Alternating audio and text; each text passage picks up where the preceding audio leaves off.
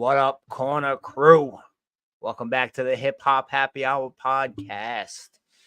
I am your host, as always, Brad Bailey. Got my co-host back in the building, Shot Elemental. How are you doing, my brother? Oh, I cannot complain whatsoever. You could say I'm doing wonderful. Wonderful. Yes. Yes. 6-man month, still going. You know how we do. Shout out to 6-Man Entertainment. Full of dope MCs, dope producers, just overall generally good people. So tap in with us. Our guest tonight, he's running a tad bit late. 6-man representative XCEL. He'll be coming up in a minute, and we're going to be joined by the Bad Seed shortly. But right now, I just want to stop plugging shit because we have a lot of stuff. Yesterday, Nam Nitty, the homie, his birthday, he dropped Crack Baby 3. Crack Baby 3. Go cop that shit. Cop that shit. Like what, a week and a half ago, Mo Ruckus dropped Behemoth. That shit is dope. If you like that gritty, raw, nasty hip hop, Mo Ruckus is the man you want to listen to. Go cop that shit. August 29th, Four Finger Ring 2 drops, the highly anticipated sequel to Four Finger Ring. It won Album of the Year, I believe, over on Hip Hop Lifers. I believe Raw Side, it was in the top 3. Won a bunch of awards in New York. It was a wild album, and I've had the pleasure of listening to part 2, and that shit is dope. Like it's in the top 2 right now of my albums of the year. It's got competition, but it's high up there. Shaw, plug some shit, say some shit. What's going on, bro? You know, same old, same old. Man, plug something. I'll plug all this new dope hip hop dropping. Let's not see any more of those posts. Oh, I can't believe this is happening. It's bringing back the feeling and blah. Shut up. You just ain't been paying attention. I mean, look at what you just listed off. Like crazy dope hip hop albums, one after another, and that's just one camp.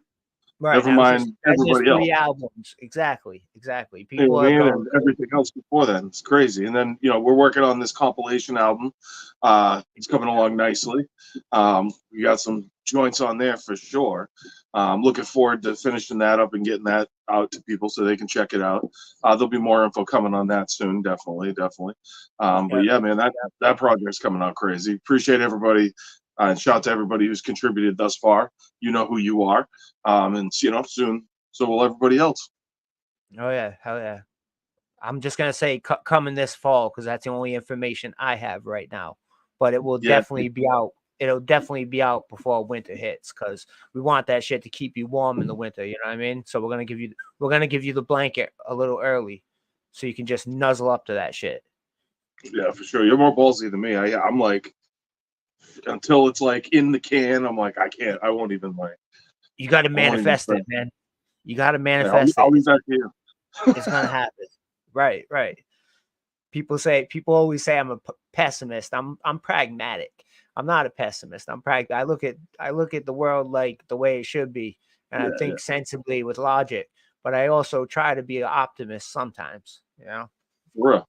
I mean, come on. If I trip and fall down a flight of stairs, like a pissy stairway, and I say land face down in a puddle of piss and broke my hip, I don't really know how I'm supposed to look at that positively. I guess other than I didn't break both of my hips or you know what I mean, or whatever it is. You didn't have to cut the thing off. There you go. You didn't lose one. Yeah, exactly. I have a concussion. I'm face down, Pete, but we got some other shit coming up too. August 23rd. The Culture Corner, the XO Joe Show presents The Collective. It's heavy. The lineup is insane. We have, I have to look it up because there's so many dope artists, but we got half of 6-man Entertainment that's going to be there representing.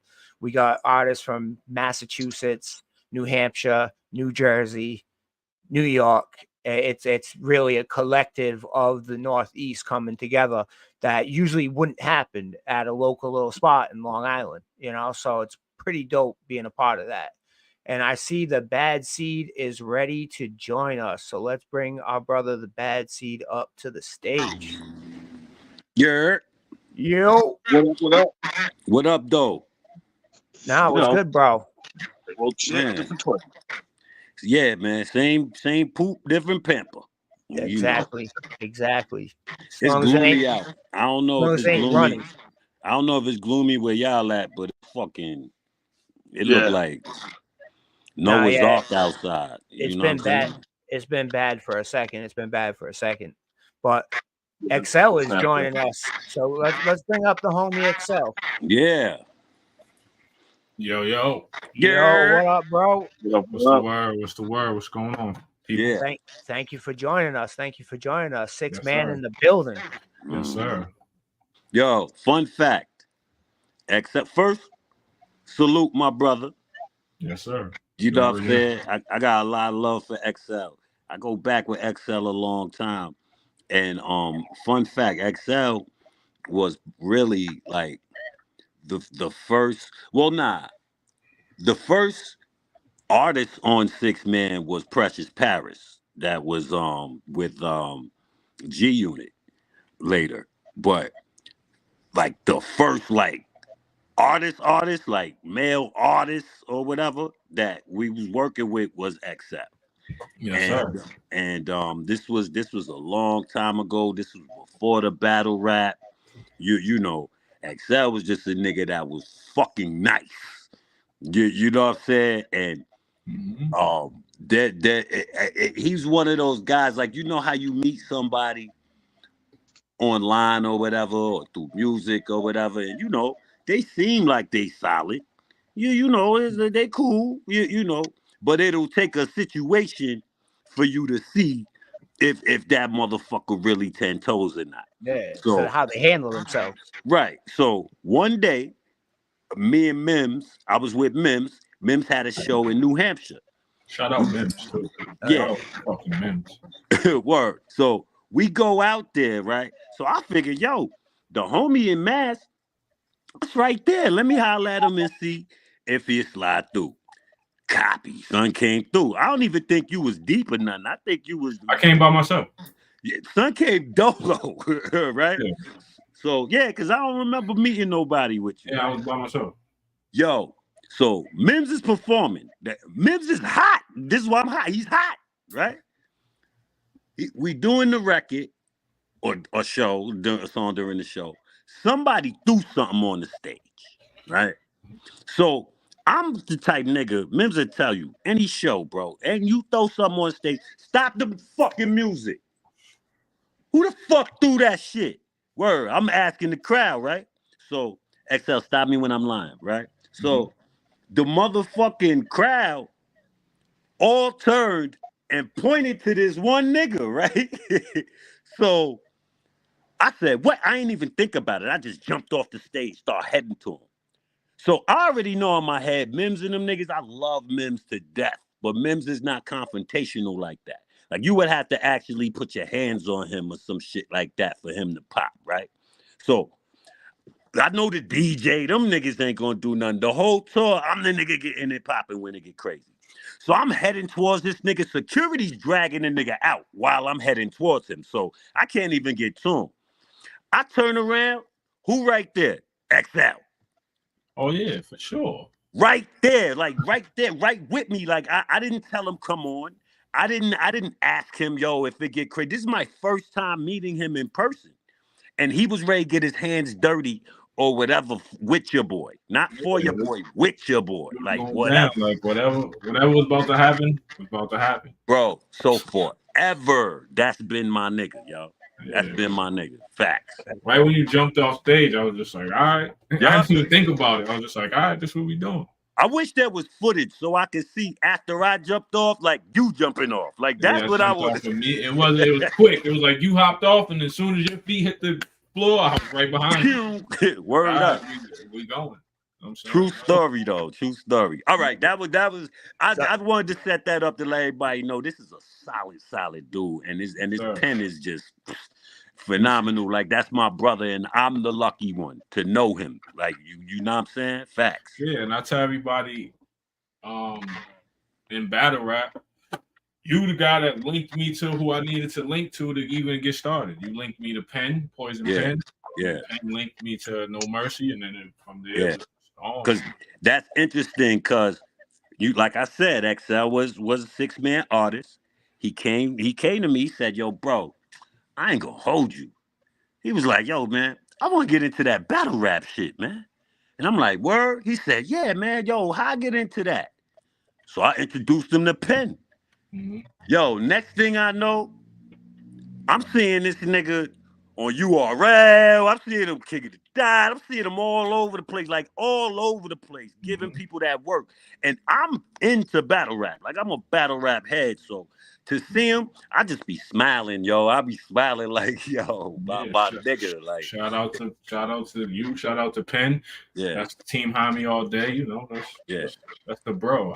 Penn be riding around the fucking universe doing his shit, but we still locked in. You know what I mean? You know Hamid coming up. Yeah. I talked to Swave. I'm doing something. All right. Yeah. I'm gonna be there. I'm rocking. Yeah. All right. I'm gonna shut up. XCEL. For the people that don't know who you are, tell us where you're from, background, give us some of your influences. You know, the standard interview shit. I'm from Brockton, Massachusetts. You know what I'm saying? I was born in Boston, but I'm from Brockton. For those that don't know where Brockton is, if you like boxing, I'm from where Rocky Marciano and Marvin Hagler's from. They're from the same place. Yes, as sir. As a kid, I can remember seeing Marvin Hagler run down Warren Ave with the hoodie in the snow. Like those was memories that I had, like of Marvin Hagler. You saw him? You actually saw him? Shout out to DJ TKO, man. Shout out to DJ TKO. See, that's the home. The crazy thing about Marvin, you see him, and then we used to see him but he would be, because he used to train at a gym in Brockton with the Petronelli, so you would see him, but he would just be he was cool. You'd either see him running like before a fight, or he would just drive through, say what up to everybody. But he was always cool, always respectful, always. They just put a statue of him up, shit like that. And then I want to go check that shit out. I'm from Providence. Oh, okay, so I'm not too far. Yeah, you're not far. You're like 45 minutes away.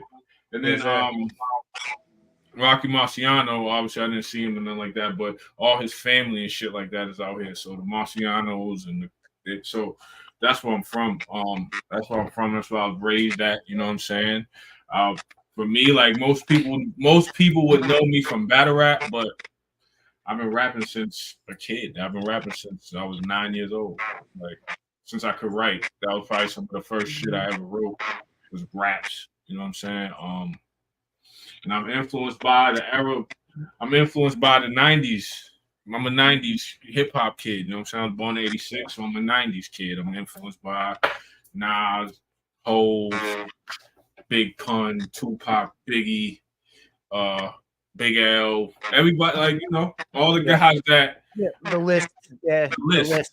You know what I'm saying? Everybody who had bars, really, like that was always my thing, like bars. Whoever can make me go, yo, you heard what the fuck he just said? That was always anybody that did that. I was like, yeah, I'm fucking with them. So it's my list of people that I'm influenced by is super long. You know what I'm saying? As far as hip hop, because there was a lot of back then. There was a lot of dudes like that. Like I remember the first time I heard Big L when he said, "You was never shit. Your mother should have swallowed you." I was like, "Oh, what? You could say that?" Yeah, hell yeah. What? You could say that? You know what I'm saying? Mobb Deep was heavy influence on me. Prodigy, shout out Prodigy. The Locks, you know what I'm saying? Everybody from that era, man, like from the 90s. You catch that Tiny Desk concert with the Locks? Oh, yeah. I just a couple weeks ago, I just went when they came to Boston. I went and seen them on their 30th anniversary tour. They Yo, you know who XCEL reminds me of? Like if you was to take Rakim and you was to take who was that from the Wu that I was just thinking? It was Genius. GZA, yeah. Like if you took Rakim and GZA together and a mashup, like he just always reminded me. It might be demeanor too. It might not be just. You ever see an MC or an MC and they just remind you of somebody? Yeah. It might not be. They might not rap like them, but they just remind you of them. Like I got my brother who I grew up rapping with, who I shot my soul with, he don't really rhyme no more. He remind me of Hove. He don't rap nothing like Hove, nothing. It's just how he carries himself. He's tall. He's always fly, always like low key. He always just say like, "Yo, you remind me of Hove." Right, like, right. Like I sound like this. You know, back then you sounded like somebody, you'd be offended. Like I sound like him. Like nah, it's just how you are as a person. Like you. Facts, 100%. I mean, so yeah, I get that a lot. Also, Rakim was heavy on me. I'm also a member of the Nation of the Gods and Earth, so all of the 5%ers out there, peace to y'all. So peace, God. Peace to the God. So Rakim was something. Rakim was heavy influence on me because he didn't cuss. Even though I cuss in my music, it was still like crazy that his shit was super fire and he just didn't curse at all. He just didn't. He was just like, nah. You know what I'm saying? So yeah, I'm from that era though. That takes another level of skill too, to not, because it's so easy to fall back on that and just cussing in your records, but to be able to be as sharp as he is without dropping one F-bomb, it's like, damn, bro. I knew he was different when he said that.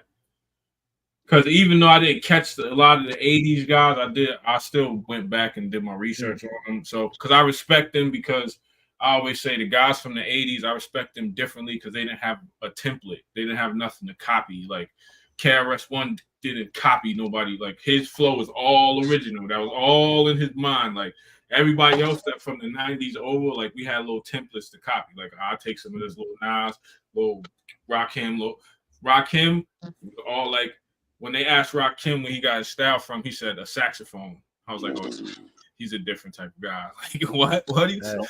He was like, I want my words to rhyme like a saxophone over the beat. And then that's when I was like, oh, yeah, nah. He's a different type of individual right there. You know yeah. The way he does things is pretty crazy. I read his book, and he was talking about how he kind of sees the music almost like a grid, and he's filling it in, like hitting those pockets and stuff like that is almost like a grid. Yeah, that's crazy. I kind of write like that. Like when I count my 16, like if I count, like somebody says, give me 32 bars, I'll listen to the beat for 32 bars and go, all right, this is the space I have to work with. And then I just put the words in. I don't do it like one line is one bar. I do it like, this is my space that I got to operate in. I'm going to figure out, and I just figure it out from there. But everybody's style is different. But Rakim shit is crazy. Crazy. It's like a mathematical equation almost. Yeah. Also, 50 Cent was a big influence on me. 50, I love 50. Even M, old school M. I like M too. Yeah, M's a controversial figure at the moment, so it's kind of crazy. But it's so wild to me how people are just holding on to 1999, 2000 Eminem and just wanting to keep shoving them down our throats. And it's like, and the way he's holding on to it too, it's just, I don't know, man. I couldn't get down with that last album at all. I look at M's last album like, all right, he's giving the people what y'all say. Everybody always says it because when he does his other styles, people like, we want the old Slim Shady, and it's like you gotta let him evolve. Like as artists, sometimes we want to just go off and do some weird shit. You might not like it, but he's figuring out. And then with him, he had to teach himself how to rap again. He said, when after he had his little relapse or whatever, you know what I'm saying. I think I look at him like satire, almost like it's almost like a comedian. Like, oh, that's what y'all like a parody of himself. Yeah, he's like, that's what y'all sensitive about. I'm gonna make fun of that. I always looked at him like that, even when he came out. Like, oh, this what you're sensitive about? I'm gonna make fun of this. Like, I don't think the last album was like super like groundbreaking. When I listen to Eminem, as long as I can laugh at him and go, yo, he's fucking stupid. Why the fuck you say that? I'm good with that. Like, I'm good with that right there. I don't be looking for the like. But your XCEL, it's funny you said it's something that you said. And I want you to kind of touch on that. So pause. But you was like how M. All right, here's the thing. 50 is such a polarizing character, right? And what we love him for was picking fights, picking the. If an artist like 50 was to say, yo, I want to be an artist and I want to do some Tribe Called Quest type shit, or I want to make love music. We don't want to hear that shit. Same with like a MOP. If Right. MOP decided that they want to make a peaceful album, they not yelling on it. They talking smooth. You don't want to hear MOP experimenting like Camp Low. No. Right. They want to make an album with Arrested Development or something. Can you imagine? So as an artist, what do you think about that? Like how you think these people must feel? Because deep down inside, I'm pretty sure. Because 50's an incredible artist. Yeah. So I'm pretty sure creatively there's things he wants to do that he just can't because it's not going to resonate. I think it's twofold, right? I think as a MC, as an artist, even myself, even you might, you might experiment. Like, yo, in your mind, you might want to do some fucking slick shit. You know what I'm saying? Whatever. I think sometimes if it's good, like, the fans don't know what they want till they get it, and then they go, "Oh shit, this is fire." You know what I'm saying? Or I feel like as an artist, sometimes you shouldn't pigeonhole yourself. Like with 50 Cent, my problem with 50 was he always just made music like business transactions. Like he'd be like, I need a song for the girls. I need a song for the this. Like my favorite 50 is mixtape. Lock that nigga in the studio and just go, nigga. Don't talk shit. Do your hooks, whatever the case may be. I think when artists like perfect example, like Andre 3000, right? Not the flute shit. When he did the speaker box shit, he did the Hey Ya and all that. Like that wasn't my fucking shit, but it was a good song. I could see why people liked it. You know what I'm saying? Like he wanted to do that type of shit. It's a little different though. Like I'm talking about when you come into the game. As a polarizing figure. Oh yeah, okay. Like that's almost like Redman. If Redman came out talking anti-weed, like yo, nobody wants to hear that. Like the way what he came in with was so polarizing and we loved it that it gotta be tougher for those artists rather than just an artist that come in the game and might not have hit as hard as those artists did. Right. I think you might have. I think you kind of like phase it out, right? You kind of like. Now that you said that, I'll say Styles P, right? Styles, you Styles. Because when Styles came in the game, he was 100% on some gangster shit. Nigga, I'll clap everybody, fuck you, fuck your mom. But as he got older, like he like slowly phased in the positivity. Now, if you hear a verse from Styles and he's just kicking all positive shit, you just like that's right. You gotta kind of like ease them into your growth. Like you can't just wake up one day and then turn into tomorrow. Like nigga, nah, nigga, we not doing none of what we. You know what that is? That's sort of like basketball IQ. Like you gotta kind of have that IQ as an artist to be able to do that because, like, if you don't and you're not cognizant of it, like. Bruh, like the evolution of the one I look at is Snoop. Yeah. Snoop was a G from Compton or whatever out there doing his thing as a young man, and now he's the face of America in the Olympics. Yeah, for sure. Well, Snoop, he evolved over time. Where it's like 50 is a perfect example to me. Like I was a huge fan like him on the mixtape run, and then when he started dropping like all the stuff on Aftermath and the mainstream stuff, like he said, it became like a formula. And he was like, "All right, here's my candy shop. It's my next like club hit and everything." That's when he got boring to me, and he lost me. But Snoop, he just kept coming back, but changing ever so slightly every time. Like, all right, Death Row isn't working. I'm gonna go over here to No Limit for a little bit. Then let's start working with Pharrell, and you could see, and it slowly. His change was like slow and gradual. Sometimes people try to change way too much too quickly, and that's what's rejected. Kanye's another one. Look how he changed over time. Like even Hove, even Jay-Z.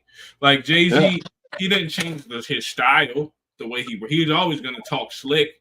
It's just the shit he talks slick about now is not what it was back then. You feel me? Like he used to be Big Pimp. He would never like. I can't picture Jay-Z right now making Big Pimpin'. But that's the thing though. Like it ain't even really so much what you're saying. It's the character being polarizing. Yeah. See, check this out. Jay-Z's character was always the intelligent thug.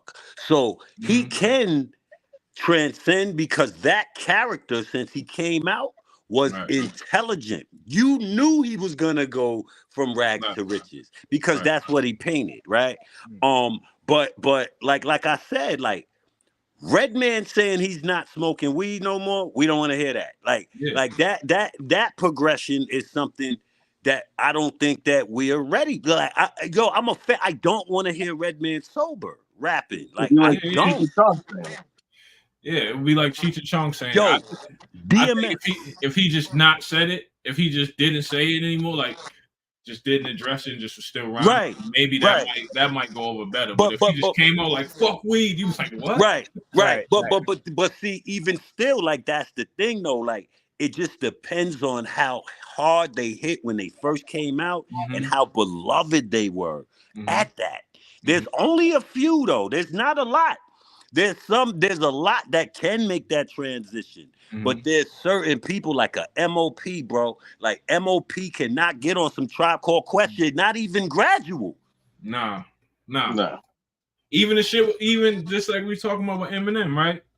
Eminem got locked into that Slim Shady character because we loved Slim Shady. Yeah, bro. When he first came out, we loved that role models, and I just don't give a fuck. We loved all of that wild shit. So now that he's 50-something years old and he's just rapping like a 50-year-old man should rap, we like, my nigga, that shit is not it. It sucks. Like it's like, yo, what do you do?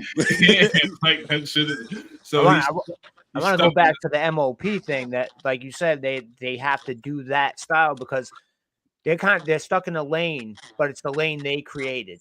Yeah.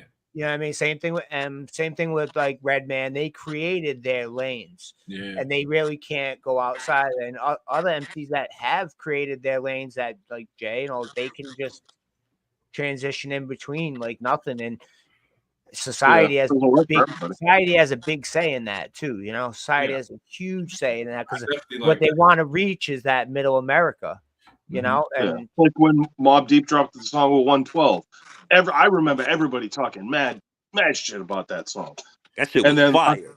Now it comes on, but now it comes on and people are like, "Yo, this is my shit," and I'm like, "Mother, I swear to Christ, you were one of those motherfuckers talking that shit." I was just talking to my man about that. You want to know what's funny? Mad songs that I've used to shit on when they came out. That if they come on now, I'm like, yeah, I fuck with that because over time, shit it's weird what time does to music. Like, so yeah, like you said, them guys create. And now that you say it about Jay, even Nas was always intelligent. So when he's rapping like I'm super intelligent, I got all these businesses, but it's like that. We expect Nas to do that. Certain people, even Andre 3000 doing the flute shit, he was always an eccentric guy. Right. So when he's like, I just want to play the flute, you're like, that's right. For anyone not to see that coming. Yo, if Big Nas Boy was can't say that. Big Boy came out and was like, from Outkast, his partner. It's like, yo, I'm playing a flute. You be like, Big Boy. Right. Can't be doing that shit. That's not you, my nigga. That's not you, bro. So it's like, Big Boy. But Dre, he was always eccentric. So him playing the flute, him doing whatever he's doing, everybody's just like, yeah, that's you, bro. Yeah. Go ahead, man. You could do. So I think that, I think artists, as long as you feel confident in what you're doing, and I think that I don't have no problem with artists experimenting as long as it comes from a genuine place. Genuine. Exactly. Like, nigga, I genuinely felt like this, so I wanted to try some shit. Even if it don't hit. If it's genuine, fuck it, man. You know what I'm saying? You're not trying to sell your soul to get a piece of the pie. It's some different shit. You know why that's cat? Because I swear to God, bro. Because I know you, XCEL. Yo, you wake up in the morning, you log on, and you see a post, MOP, the Flower album. And they standing there holding. I'm going to listen to it. They just chilling and shit. Bro, you do not want to hear that shit. I'm not going to want to hear it at first. You're right. But I'm going to listen. I'm going to give them I'm going to listen, though. And if there's some heat on there, then there's some heat. He said if there's some heat on there. Yo, what if they like, we not yelling no more? Bro, you don't want to hear these niggas not yell, son. Here's my thing. Tell the truth, son. Here's my thing. I don't, but Here's what I'll say as an artist. Yo, bro, you want to hear Lil Fame and Billy Dance rap smooth, son? Nah. No, that's like Onyx growing their hair out and like playing some R&B, bro. Me as an artist, I'm gonna give it if it's somebody I fuck with, I'd give it a listen. Like I don't let's see. I don't want to hear this shit, but let's see what you're about to do. And then sometimes I'm like, all right, I shouldn't. Yeah, but that could fuck up your perception of them after. Yeah, like, nah, that's not for me. Electric Circus. Yeah, that was not it. You're right. That wasn't it. Like that was. That was bad. I think that was Erica. That was Erica. Yeah, that was Erica. Everybody blames Erica. Everybody blames Erica. Yeah, that was Erica. It was. She told him do that. Yeah, the only one who didn't get weird was Doc. Yeah. But he probably weird in his own way. Yeah, they all got weird after. So I think that when artists, it just depends on your character. I think it depends on where you even with it depends on how you move. Like Meth still smart enough to. He don't smoke as much as he'll say. I don't smoke as much as I used to, but you'll still see him smoke even when he's doing his fitness shit, lifting weight. You'll see him smoke still. He still be rolling the blunts and shit like that. So I think that you got to find the balance. You got to, because we all grow up. We all want to do some we all want to do some smooth shit. We all want to smooth it out. But I think that now it's funny because I know Billy Dance and Fame. They don't even listen to hype shit for real. They're old niggas. So I know they listen to 70s music and all type of other shit. Facts. So then when they make their shit, it's all Brownsville all day. Yeah. But I'm just saying, branding is important because, when McDonald's, bro, you know what you get from McDonald's. When they tried the pizza shit, niggas was not feeling that. Yo, we don't want pizza from you. We want burgers and fries from you. That's a Taco Bell tried making a burger. How long that shit last? That was a month and they got rid of it. We want nasty ass meat in the taco shell. That's what we want. That's what we come here for. We don't come here for the taco taste. Yeah, it reminds me of They called me. It reminds me of matter of fact, RIP the anniversary. It reminds me of when I talked to my brother Sean Price. When I used to talk to Sean.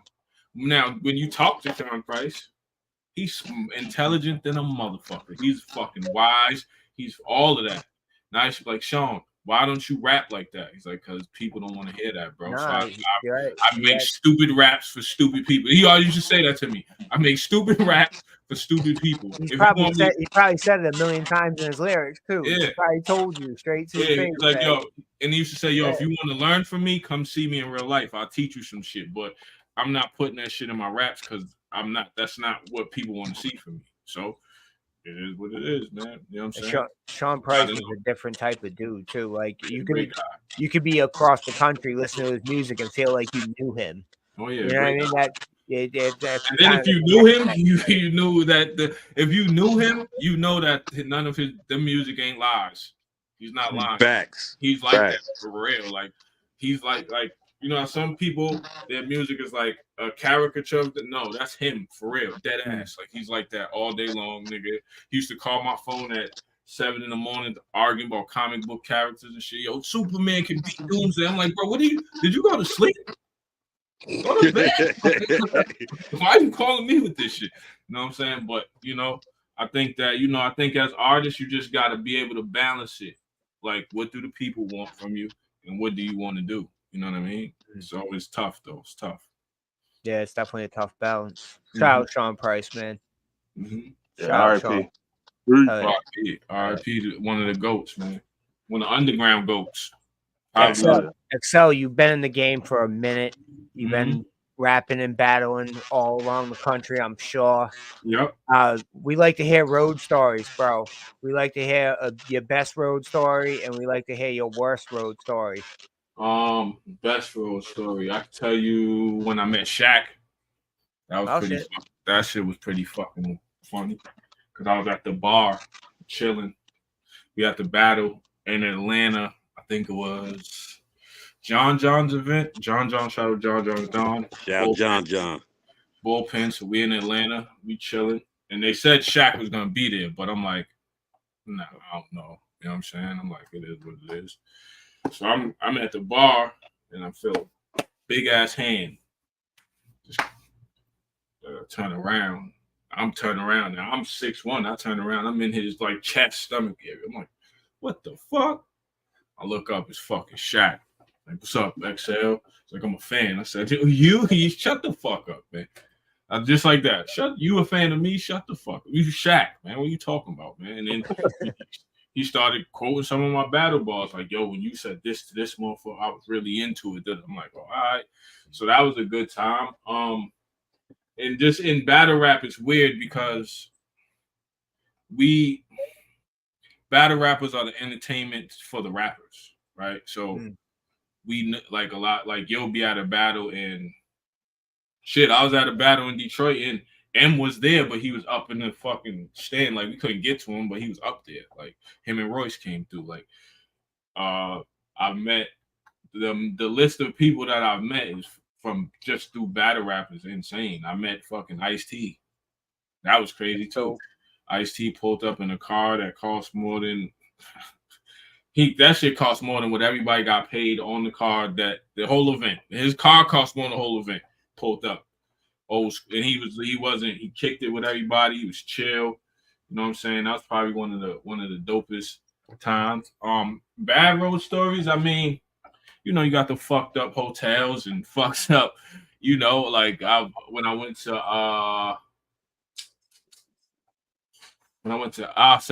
Philadelphia for the first time, and the first time they took me to Kensington Avenue. Anybody who knows about Kensington Avenue, that shit is like The Walking Dead for real. Yeah, they call it Zombie Land. Bro, listen, I'm from the projects. I was born in the projects. I've been in every hood in America. I've been to Chicago, Philly. I've been everywhere. Kensington Avenue is a place where I was like, yo, is this real? I gotta get the fuck out of here. Like, this is bad. Like, fiends on the street everywhere, just right in front of you. They just scattering around. And it was daytime, so it wasn't like it was nighttime. It was the middle of the day, and they were just outside on some I don't give a fuck shit. Like, I never seen no shit like that. Kensington Avenue, man. You know what I'm saying? So, if you in Philly or you go to Philly, don't go to Kensington Avenue, yo, because that shit is crazy over there. Yeah, shit's wild. There's documentaries about that shit telling you to stay away. Yeah, if you don't know nobody over there, you ain't supposed to be over there. I mean, the people I was with was good, but if you don't know nobody over there and you ain't supposed to be over there, don't go over there. You know we lost the bad seed. For some reason, his phone dropped out. He said my phone's hot as hell. So hopefully that shit don't blow up, bro. Right? Yeah. Crazy phones. Yeah. Pay all this damn money for them to get hot when you try to charge that shit. Yeah, technology, B. You know how that go. Slaves to it, man. Yeah, I can't wait for Google Eye. Right. You just look at stuff and look it up with your brain. Yeah, so you can just Minority Report shit. Just swiping in the air like a bunch of assholes walking down the street. No one else can see your shit though. Facts. Leave it up to Elon. It'll happen soon.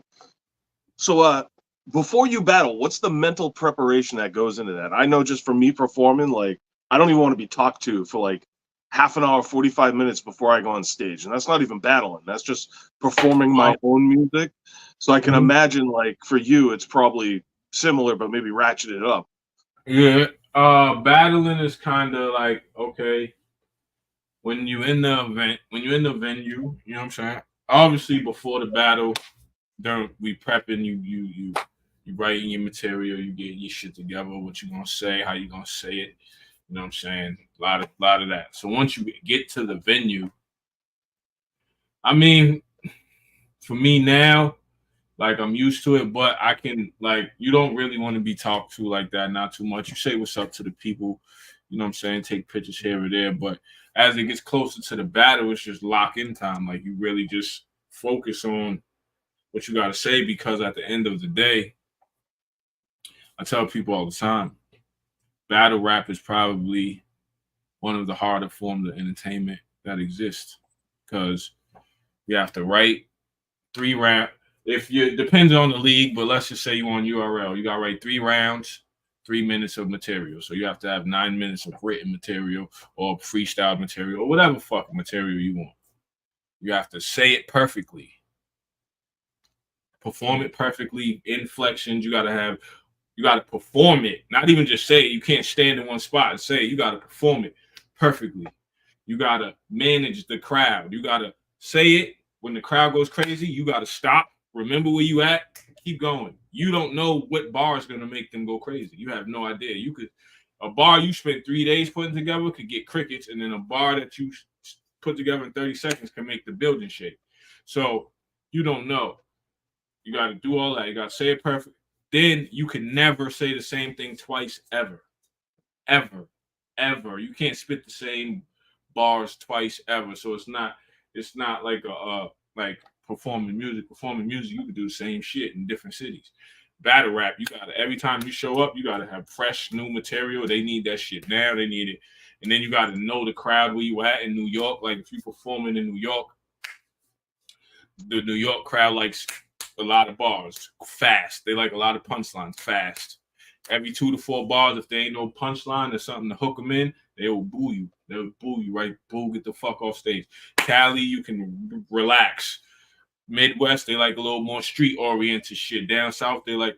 So when you're about to battle and you get into that mode, it's just getting into that mode. You just lock in. You go a lot of walking around, pacing, mumbling to myself, getting my shit together. Okay, I'm about to say this. You might find me ducked off in a corner somewhere, just mumbling to myself, getting my shit together. You know what I'm saying? Have a shot, get loose. You feel me? But it's just focus. You try to get as much focus as possible for a battle, because at the end of the day, like the spotlight is on you. I liken battle rap to like stand-up comedy. Like if you fuck up, there's nothing that can save you. Nothing. Yeah, you bomb. Yeah, you bomb. There's no music. There's no cut the beat. There's no you can't fucking put your mic out and have the people sing. None of that. It's just you. So it's just ultimate focus. I'm not so much worried about what my opponent's gonna say, because at the end of the day,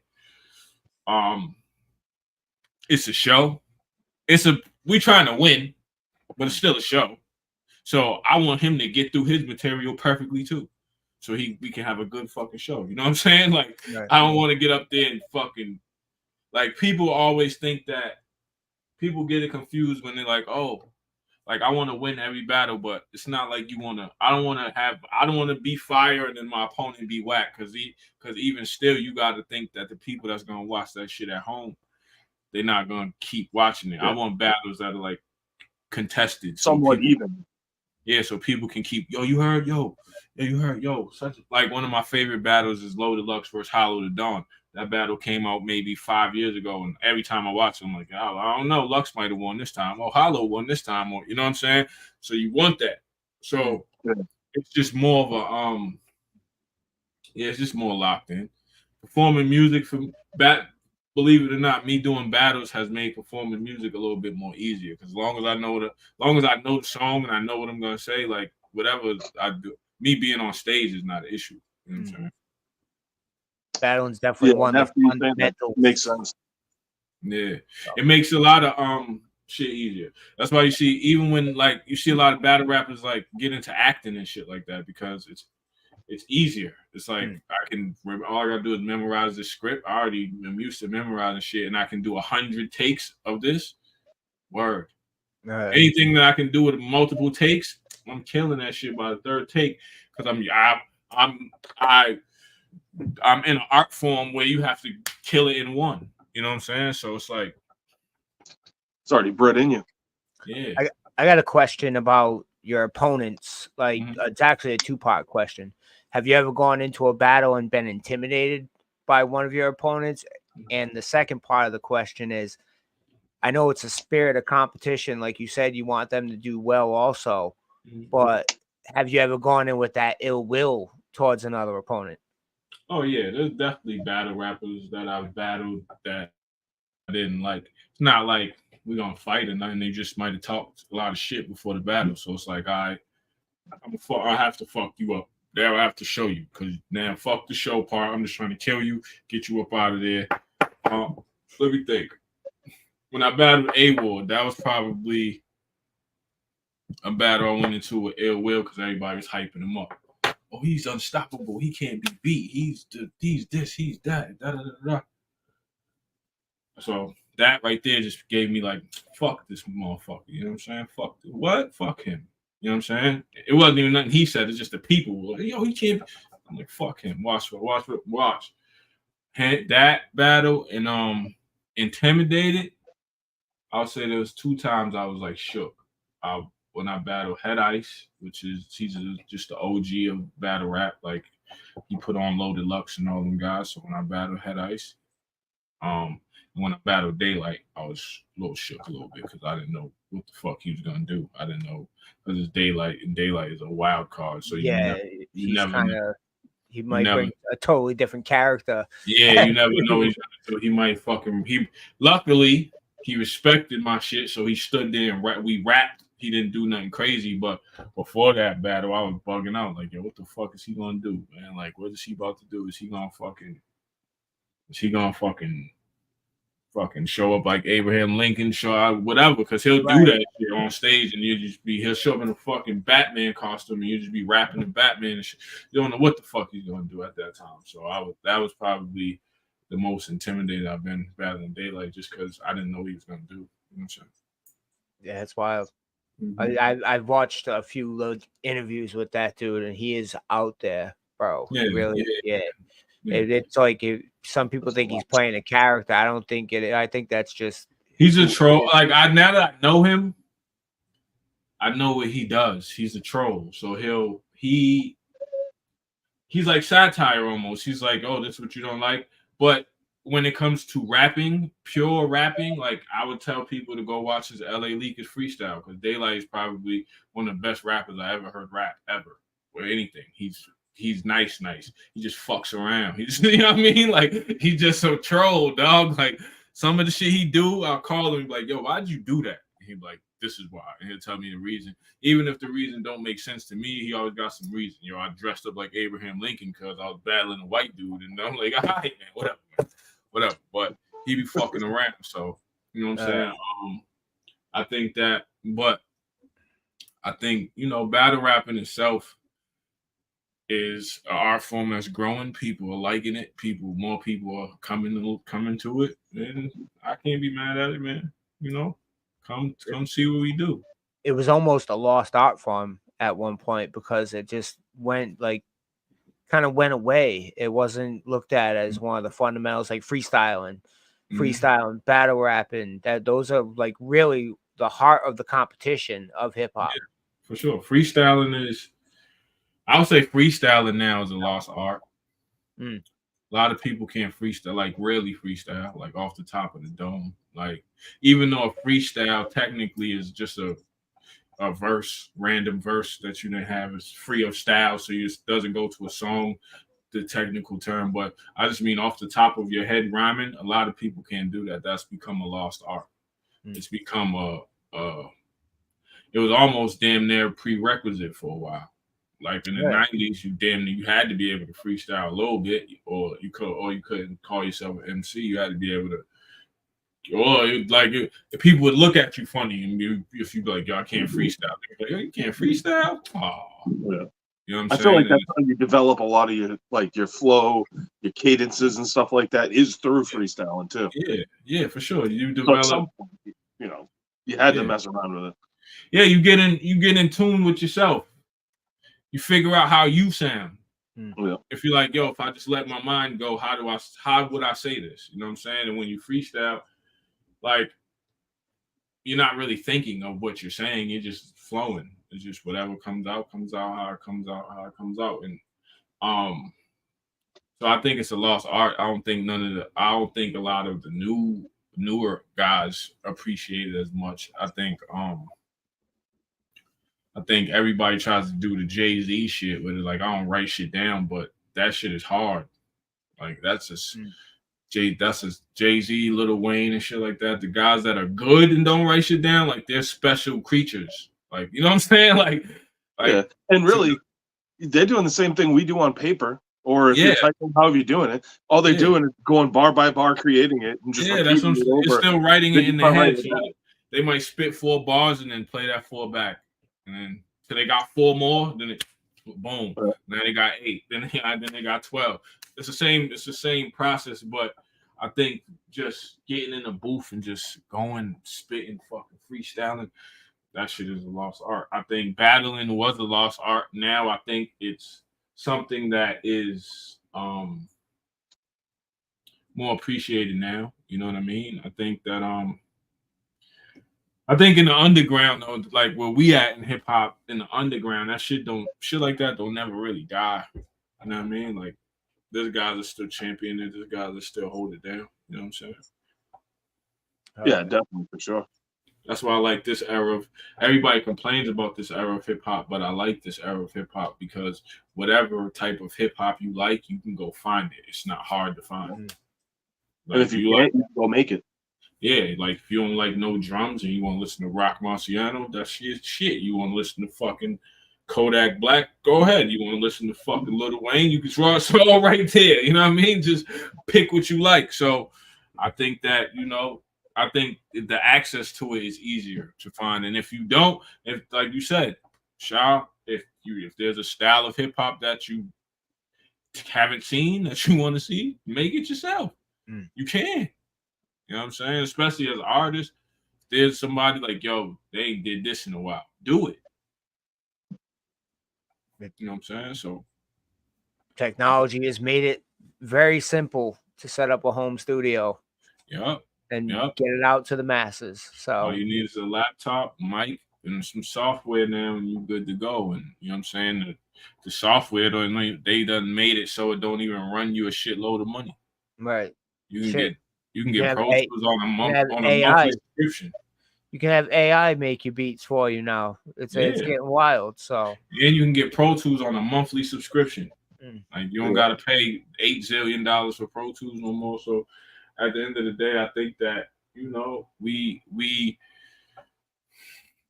have more resources now to put out shit and to put out the type of music we want. You know what I'm saying? That we want to see. So I think that sometimes as fans we get stuck complaining about shit. You know what I mean? And that's cool. Yeah, we're spoiled. Yeah, we're spoiled. Like especially guys from our era, the '90s. I tell people all the time, I'm spoiled. Think about. I had Wu-Tang, Nas, Prodigy, Mobb Deep, Tupac, Biggie, Bone Thugs, fucking Cash Money. Every week something was dropping. All at this Tribe Called Quest, but all at the same time. All at the same time. Like, so I much. remember going to the music store with $50 and being like, damn, I wish I could buy all this shit. But I got to pick 3 albums that I want. Right. And then outside of hip hop, all the legendary shit we had. Oh, no. Even Michael Jackson, Sade, fucking Prince. Prince, fucking, we can go to rock and roll, Nirvana, and all types of other great Rage Against the Machine. We just had, it was just music. Everybody just flooding. So now it's like, now, of course, there's going to be music. Us, people from our era, is going to be like music snobs because it's kind of like, we're spoiled. We grew up when that. We grew up might be the best time for music. You know what I'm saying? Because it was all coming out. Oh yeah. We're gonna be coming to the end of the hip hop happy hour. And it's been a great conversation, brother. Thank you. You already know, bro. Shah, man. Shah, thank you for co-hosting. I like to wrap it up by asking the final question is, what's your issue? Now, your issue could be a world issue. It could be a hip hop issue. It could be a pet peeve. But XCEL, what's your issue?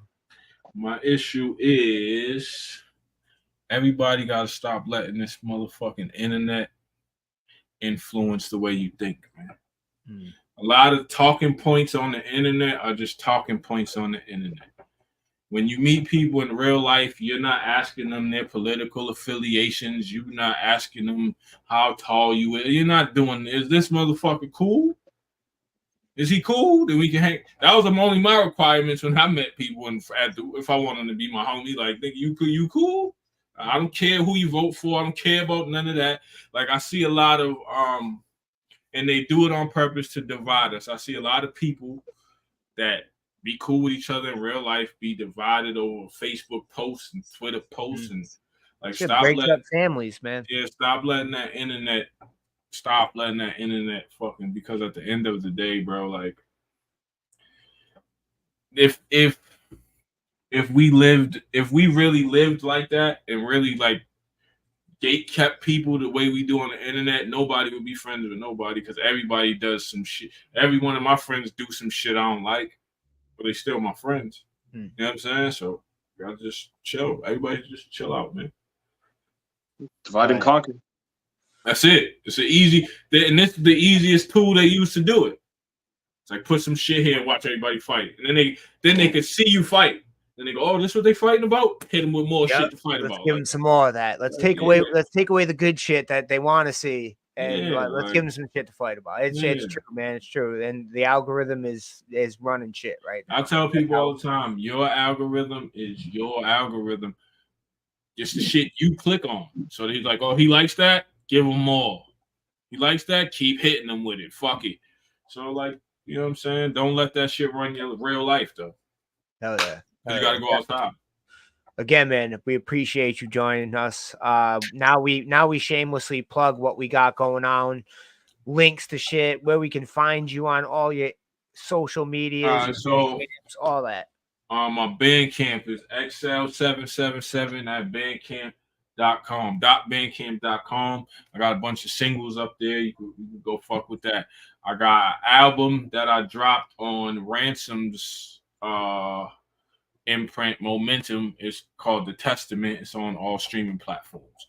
I got YouTube. You can just type in my name, XCEL Verse, and a whole shitload of battles come up.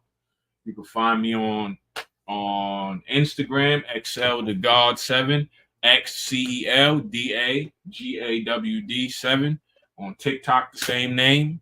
On Twitter, it's XCEL God 7, XCEL XCEL GAWD 7. And that's pretty much it, man. And then look out for my project that I'm dropping. We're on 6 Man with 6 Man called the Caesar Project. It's gonna be fucking fire. We almost done with that. Murder Megs produced the whole shit, so we almost done there. You know what I mean? Shout to Megs. Shout out to Megs with the fucking beats. You heard? Oh, she's a beast. She's a beast on the low. For real. All right, y'all. We're gonna be ending the show again. Shout out to y'all. Shout out to 6 Man. Shout out to every viewer. We love y'all, man. For me, for Shah, for XCEL. The Hip Hop Happy Hour Podcast. We out. Peace. Peace, y'all.